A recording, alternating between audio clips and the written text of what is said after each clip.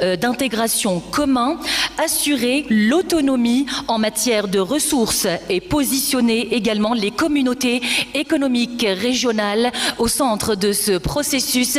Et nous allons commencer tout de suite avec le candidat. And we will start with the candidate of Djibouti to provide his answer. You have 4 minutes.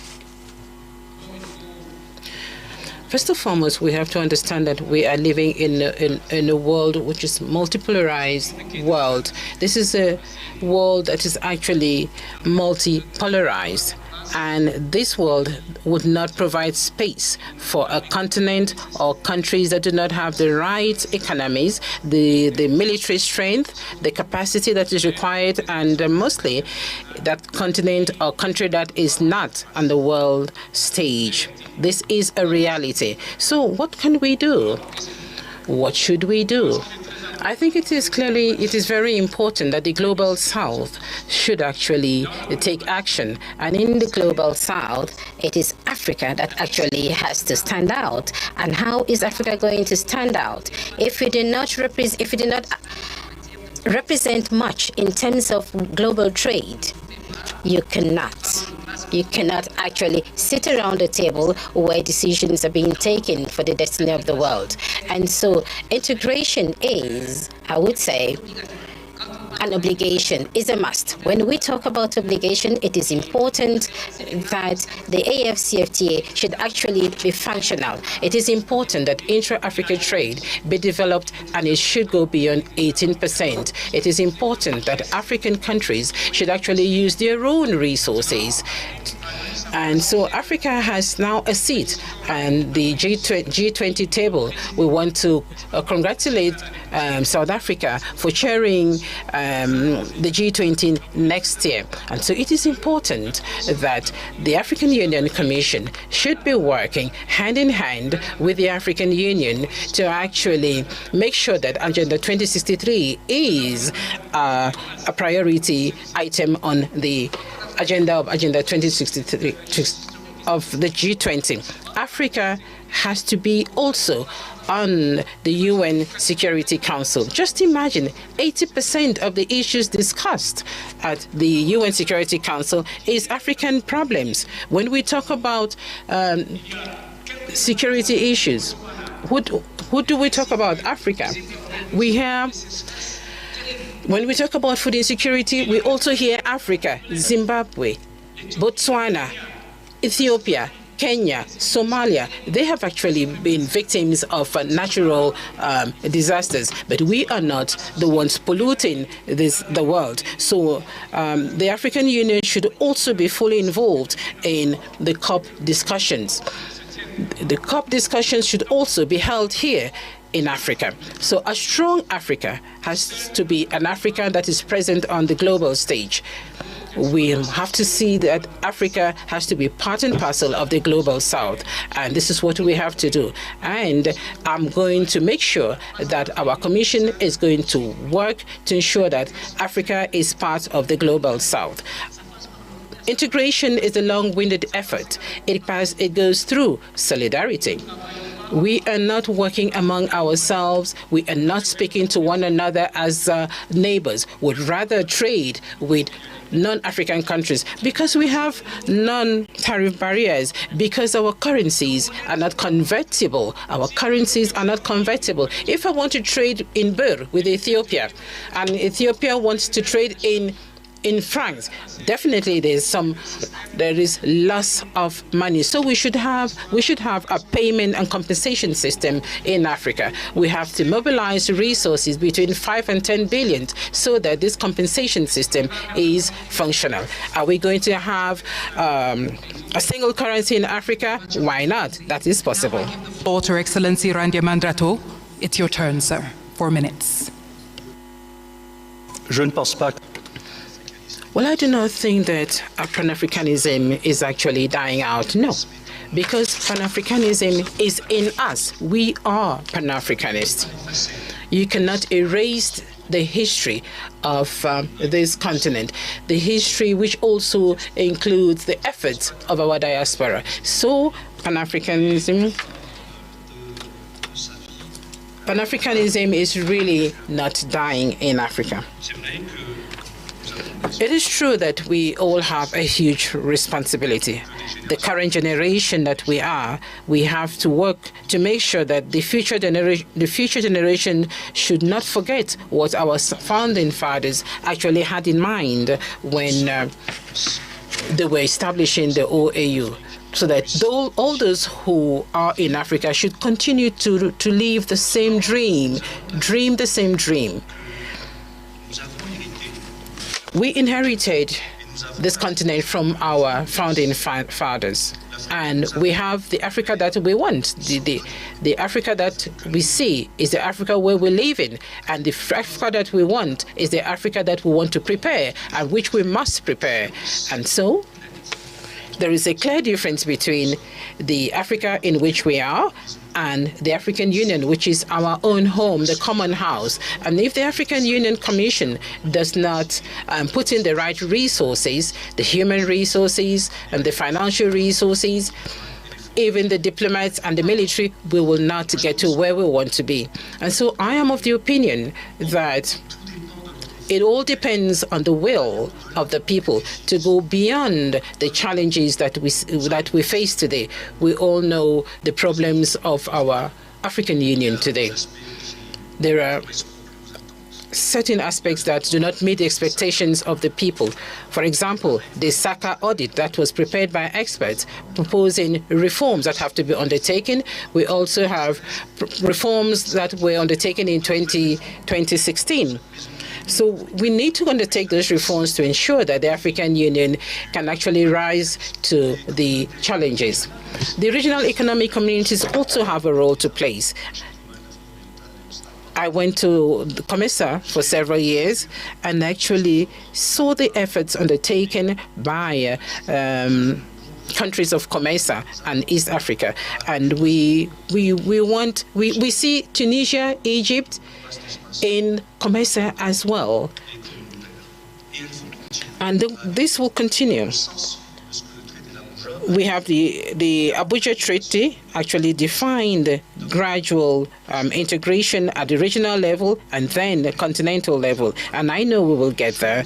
And I am going to work with the members of the next commission so that together we can actually make all of this easy. And lastly, I think we should also bear in mind, we should also think about the military bases, the foreign military bases in Africa, in African countries.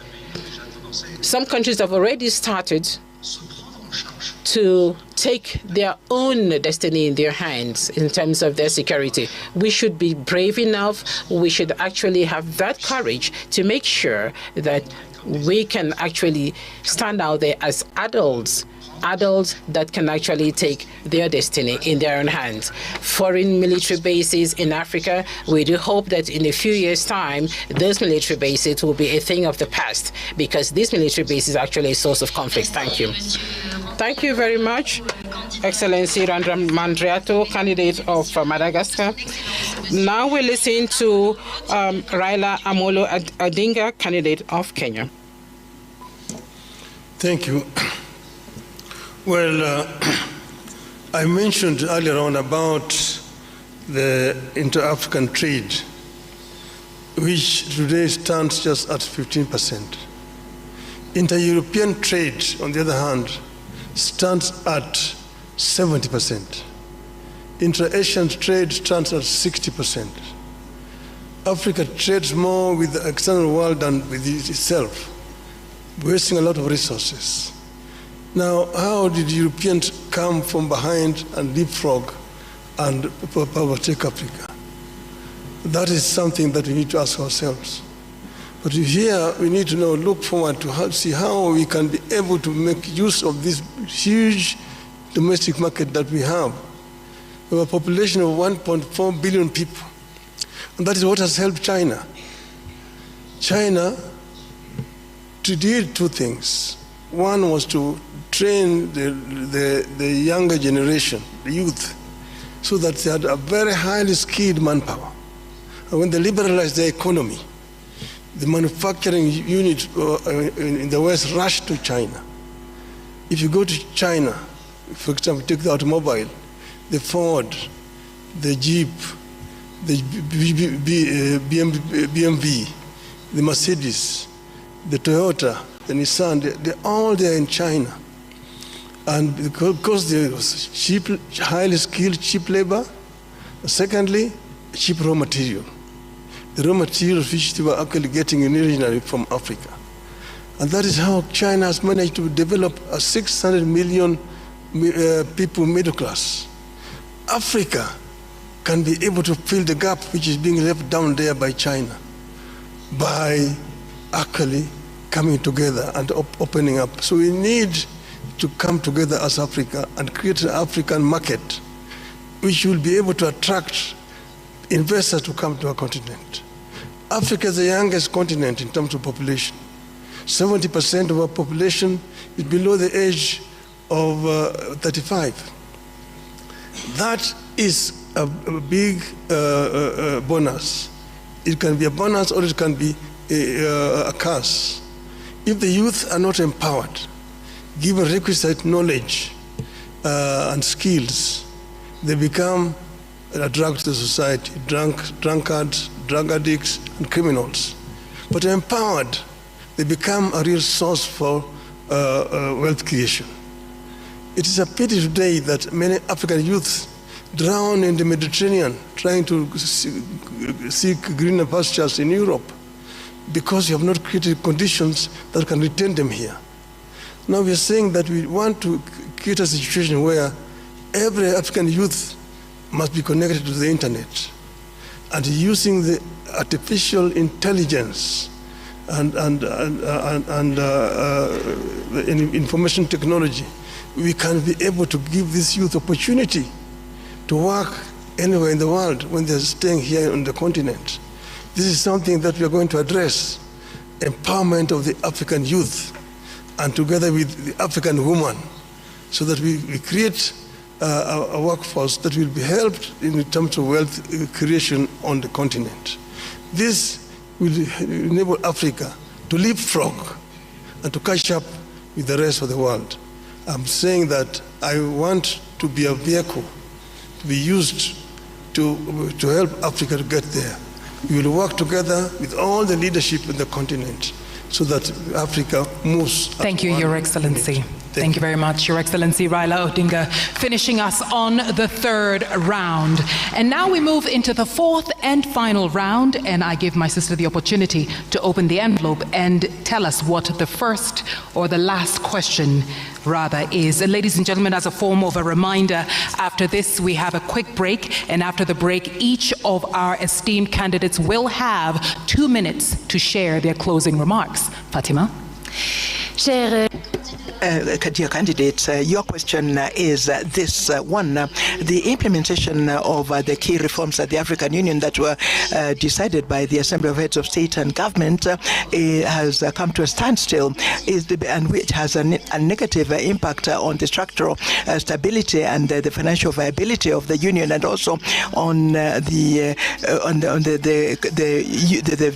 lack of the African Union to have an impact. Were you to become the chairperson, what new approaches would you adopt to reinvigorate the implementation of these reforms, rationalize the programs of the African Union, and strengthen its effectiveness in the long term?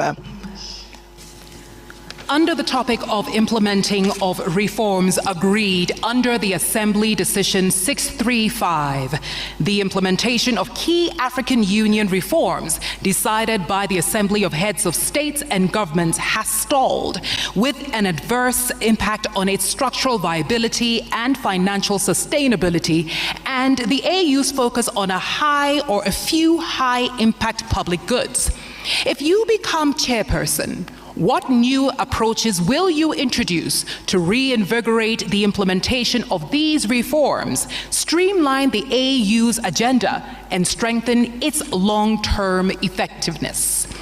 Et j'invite à présent le candidat. I'd like to invite the candidate from Madagascar to respond first. First of all, we have to begin by bringing back order to our shared home at the African Union. I think this is the highest priority. The mandate of the chairperson of the commission as a whole is last 4 years. So that is a very short period of time to be able to change from top to bottom what needs to be changed in terms of institutional reforms of the African Union. So one must begin by bringing back order. I did mention a short while ago the recommendations of the SACA audit. I also mentioned the reforms that have already been proposed in 2016. There would be other reforms. What needs to be done were I to become the chairperson of the union would be to review the documents, and one cannot forget history. One cannot ignore history. I don't think we could. We are at the end of a process. We are at the beginning of a new process, and the outgoing team did what they were able to do with the resources that they had at their disposal. And I would like to thank the outgoing chairperson of the commission, Mr. Faki, and his entire team. And were I to be elected chairperson of the commission, I would work, of course, with the chairperson, because it would be a lady chairperson. Now, these reforms have to be prioritized. There are reforms at the level of the financing of the African Union. There are reforms in terms of mobilization of strategic partnerships. There are, of course, issues that have to do with the effectiveness in the area of peace and security. So we have to prioritize the reforms. Yet, once again, 4 years is too short a period of time. It is therefore important to review objective by objective. Strategic objective is what I mean of the 10-year plan 2024-2032. And since it was my responsibility in COMESA, one can perhaps plan for strategic planning over perhaps 2-3 years, which strategic planning would make it possible for us to identify the urgent issues and to align the financing of these issues. The 10-year plan does not allow one to do this. And maybe were we to have a strategic plan, we could perhaps be more specific and address the matters that needed to be addressed urgently in the way of reforms. And I also think, as I said a short while ago, that the organs of the African Union, beginning with the Conference of Heads of State and Government, but also the committee of the PRC, the Permanent Representatives Committee with the Pan-African Parliament, and the other organs, all the organs of the African Union, should agree on the speed they should work at, so that at the end of the day, the reforms become visible, become tangible, and that the citizens of the continent can appreciate the effectiveness of a new of the new African Union led by a new team. Thank you. And now I yield the microphone to you, Excellency Raila Odinga. 4 minutes, sir. Well, we know where we are as African Union, and that's why the heads of state came up with that committee on reforms, which was headed by former president, current Rwanda President Kagame. The chairmanship has now been passed over to Honorable William Ruto, President of Kenya. I have had long discussions with President Kagame when he was chairing that committee, because I was working as a high representative of the AU on issues of infrastructure. And I know the kind of frustrations that you feel working that way. I know that 93% of the resolutions that are passed by the heads of state at the assembly are never implemented. Now, there's some of them are resolutions which were probably not necessary. Some of them are not implementable, but majority of them are just not implemented. Some have to do with the structure and management of the AU at the headquarters. I'm not trying to pass any judgment here because I know that Mr. Faki has worked very hard to to try to make the organization move forward. The other one has been the issue of funding, which has been a major challenge, and look at other alternative sources of funding.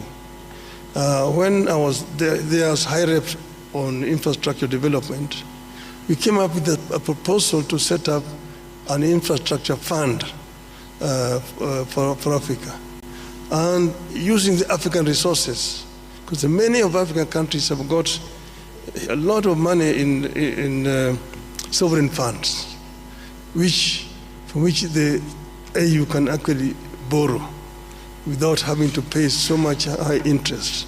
And this will help AU actually to spearhead the process of constructing some of these infrastructures. I mentioned the Trans-African Railway Network, Lagos to Cairo, the high speed. Then you have got Beira in Mozambique to Lobito in Angola and Walvis Bay in Namibia. Then you have got the LAPSET, which will come from Lamu in Kenya, running through South Sudan, Central Africa to Karibi in Cameroon, to create a land bridge that opens the interior of Africa and gives these landlocked countries in the continent access to the sea. So some of these are possible, but we need to think out of the box and ensure that most of these reforms which are being proposed are implemented. We were talking about energy, which is a very major issue. And we have the Grand Inga in the Congo, which can actually power the entire continent with power pools, southern power pool, eastern power pool, central, western, and northern power pool. That will help us to lower the cost of energy in the continent.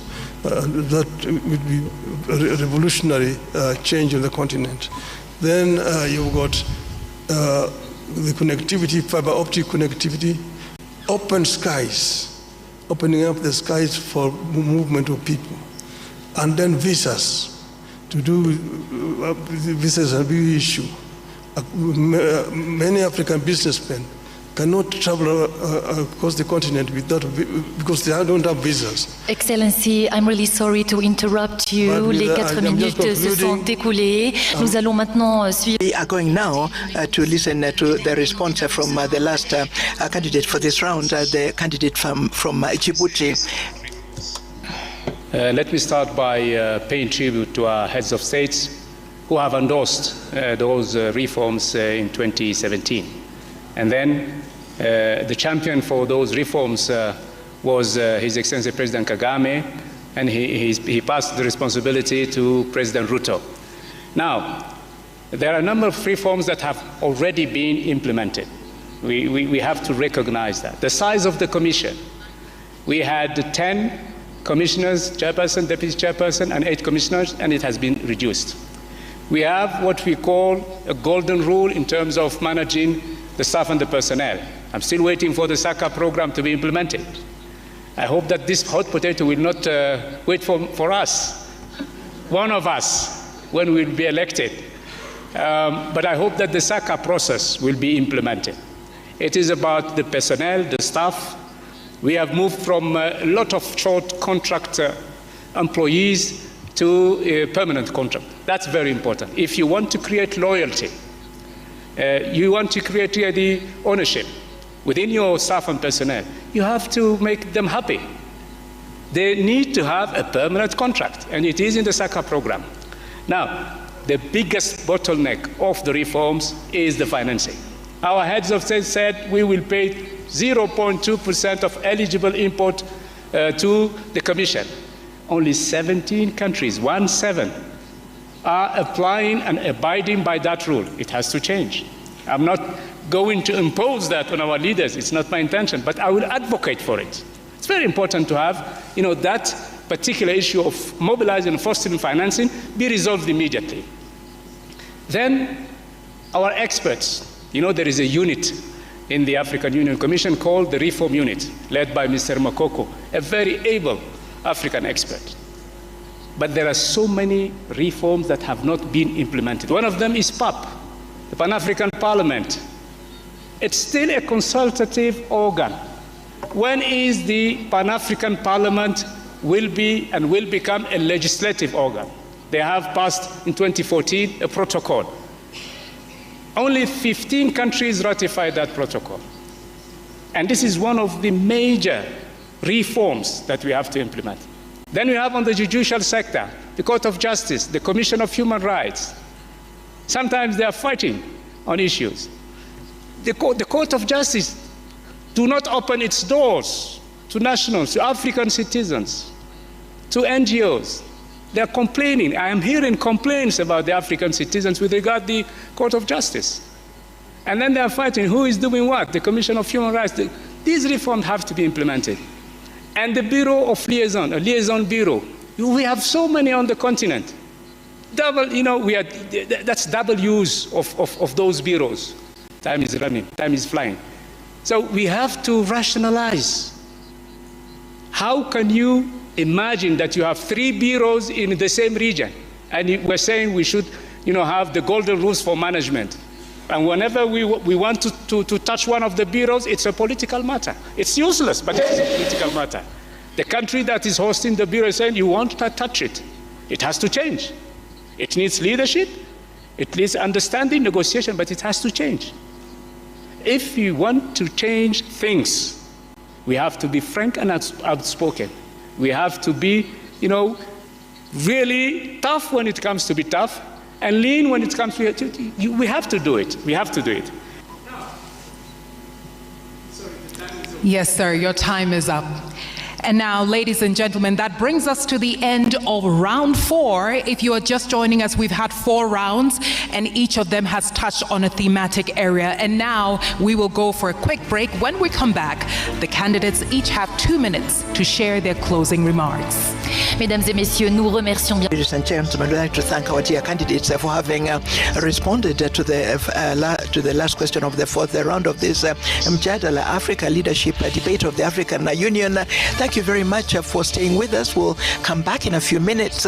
We're going to take another short break. And after the break, each candidate will have 2 minutes to make their closing remarks. See you in a short while.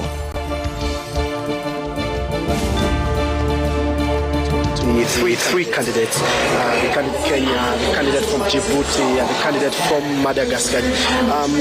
Said there has been key issues that we've seen so far being the questions being raised to the candidates. So far, so good. The issue of Pan-Africanism, the issue of what you'll call regional security and continental security, as well as the issue of infrastructure funding. So far, we've seen the questions. What do we expect based on the itinerary coming after this break? Well, you heard it from the moderators, 2 minutes each of closing remarks. This is usually an opportunity for